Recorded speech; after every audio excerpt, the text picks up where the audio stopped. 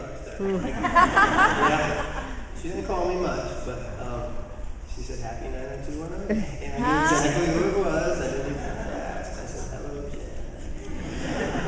And it was good, because I had just been, I just finished making a movie with Jason Priestley. Do you guys ever hear of him? You guys know this guy?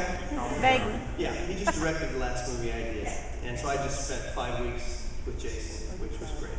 And we were laughing a lot about all that stuff. And it totally skipped my mind that it was actually going to be 90210. Yeah, it was kind of cool. You go down, Beverly Hills, they had all these banners hanging.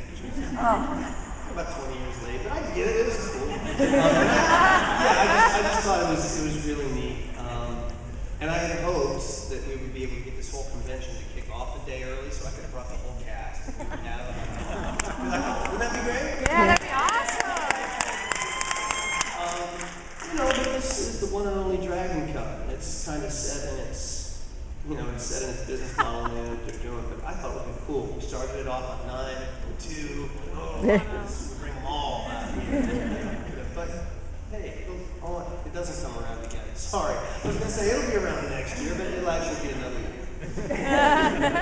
But it was neat. I wonder what kind of weird astrological stuff happened on that day. I haven't talked to any of the rest of the cast, but I'll call them up when I get back and say, "Well, what happened? Anything freaky?" And I'll keep you posted. Thank you. Anything Appreciate it. strange, like Brian lost an eye or something. I'll tell you guys. Because it can happen. Oh, my pleasure. Hey Luke, I'm a fan of yours at Constagianis, so thank you for all the work you've done.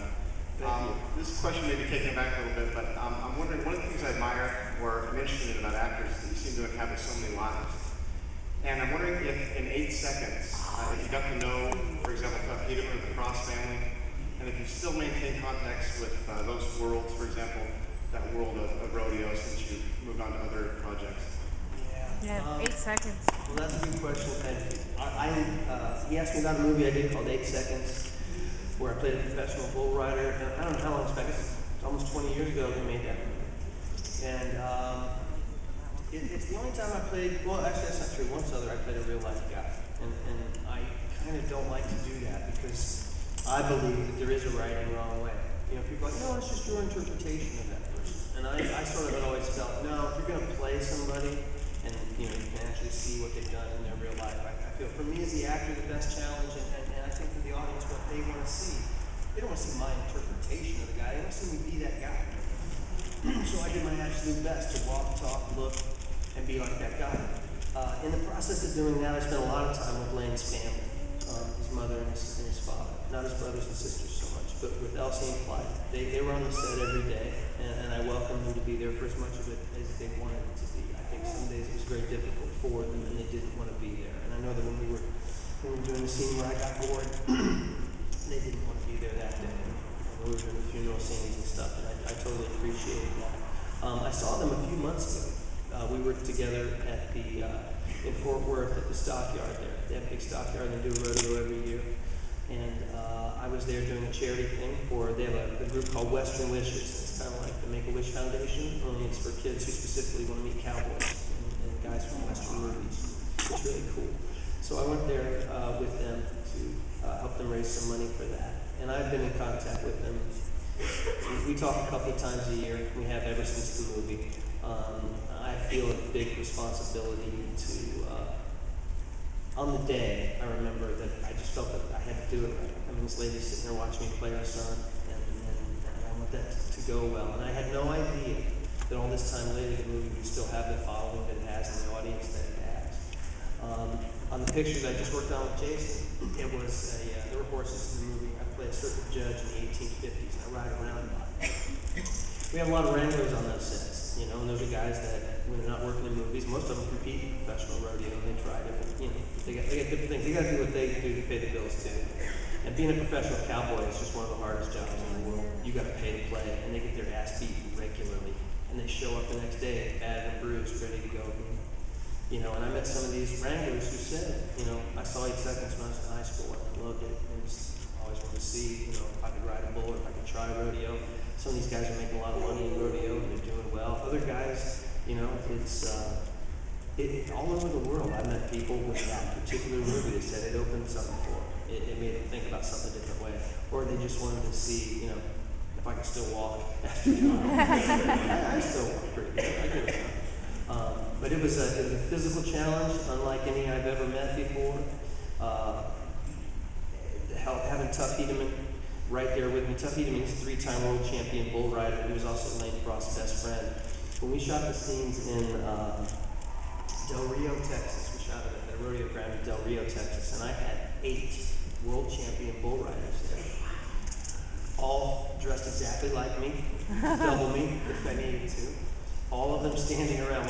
When I was riding the first one in Del Rio, no, it might be San Diego. Okay, the venues run together in my mind, but the story is the same. 8 guys dressed like me trying to tell me what to do. It got very difficult for me. When I got in there to actually ride the bull, Tuff was the only one I would listen to. Tuff and Cody Lambert. Jim Sharp was there. I was glad to have him. Ty Murray. Cody Custer was there. Jerome Davis. All these guys, former bull riding champions. They were there for one reason. They loved Lane Frost and they wanted to help me tell the story right. And I didn't want to let them down. Because what, they will beat your ass. These guys are tough. His name is tough. You know what I mean? I mean, literally, they don't mess with his calling that. Because people are rough. And I just wanted to, you know, earn their respect if I could and not exploit them in any way. But I damn sure knew I better listen to them on that day or I was about to get my ass stomped down. You know? And when, you know, anybody's ever been on a horse or a bull, it's a big, man. You can't mess around. You can't play around. And you have to listen. When I got on there, Cody was pulling my rope and Tuff was telling me, this is how Lane would do it. This is what you got to do. You got to scoot up on it, put it right there, get your head up, get your chin locked, all this stuff. It was hard enough with Tuff being, and he absolutely is. If you're going to ride a bull, he's the one you want to listen to. I had all these guys kind of pitching in, you know, ideas and stuff, and I had to go,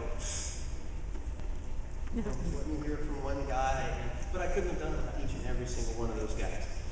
The rodeo world is a fantastic community. They will help the other guy beat them if they can. You know, there's no other sport that will do that.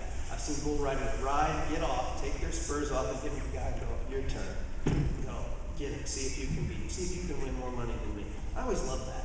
I always love that. It's not, you know, they don't get so personal. They want to beat the other guy and you've got to go away. They all want everybody to do well because they realize you're fighting for your life out there every time you get on one.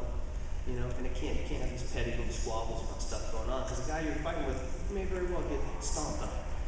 So it was great for me for all those different reasons because it was real life danger every time we did it. I mean, that's the only movie I've ever been on. We had 6 ambulances on the set, and one day we filled them all. We just sent guys to the hospital left and right. And they saved one for me at the end. You know, it's just that kind of movie, and I love stuff like that. You know, all this stuff playing a lawyer, cell phone, talking heads on Mercedes doesn't interest me. I don't like to do those things. I'll do them sometimes because the girls are pretty or they pay me a lot. Or I prefer to do the other stuff. Put a good horse under me. I'm happy. Yeah, me too.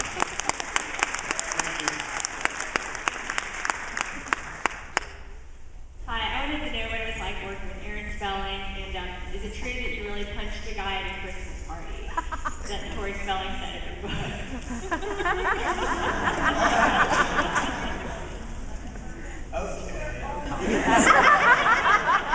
Well, here's the deal.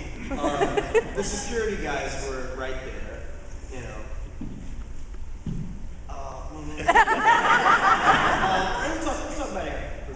Aaron Spelling holds the world record for being the most prolific producer in the history of the medium. He's great. He was always great to me, except for the days that he wasn't. Man, I loved him. That was my problem. I loved that man. It's hard to love your boss. Because there were days when I was letting him have it. And I was saying things to him that I would never say to anybody. And he'd give it back just as good as he got it. And we fought, and he fired me, and I quit, and all kinds of different things happened in our time together. I loved that man. And 10 years after we were done making that show, we still had lunch together. We still spoke. He still called me honey. I still gave him a hug. Oh, man, kissed me on the mouth. That's the kind of relationship I had with him. And I've worked for a lot of producers in town, a lot of big producers. That man's a big producer. And he was a sweet, nice, kind old gentleman. If you ever had to wrestle him in a business deal, you didn't want to. I mean, he was tough. But, you know, he gave me my start. He was the one that said, that one, that kid, yeah, with the big hair and the thing on his, yeah, that